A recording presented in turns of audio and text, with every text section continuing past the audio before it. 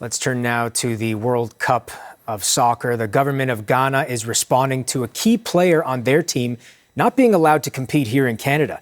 Thomas Partey has been refused a visa by Canadian officials. The 32-year-old midfielder faces allegations of rape and sexual assault in the United Kingdom. CBC's Tricia Kindleman has been following this story for us. Tricia, what are we hearing from Ghana? Yeah, Mark, they're using phrases like high-handed and extremely unfair in regards to this decision. We do know that Immigration, Refugees and Citizenship Canada did deny the request of midfielder Thomas Partey to be allowed into Canada. Now, we heard from the Ghanaian government just earlier this morning. Here's a bit of what they had to say. The decision is understood to be based on pending criminal proceedings in the UK that have not resulted in any conviction or judicial finding of guilt. The government of Ghana reaffirms the fundamental legal principle of the presumption of innocence, a cornerstone of justice and due process in democratic societies.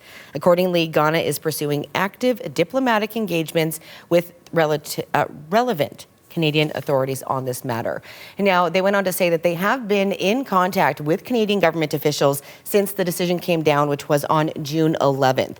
Now, the Foreign Ministry of Ghana dispatched what they're saying was an official note of protest to Global Affairs Canada. That note also requested that Canada review what they're calling its unfortunate decision. And now the government of Ghana went on to say that they will be exploring and pursuing all available diplomatic and legal remedies. The Minister of Foreign Affairs is also saying that they have reached out to the Canadian High Commission in Ghana. Now, as you mentioned, Mark, the 32-year-old Thomas Partey is a former Arsenal midfielder. He now plays for Villarreal, and he is facing allegations of rape and sexual assault in the United Kingdom. He has denied those allegations. FIFA did also confirm that he was denied access to Canada.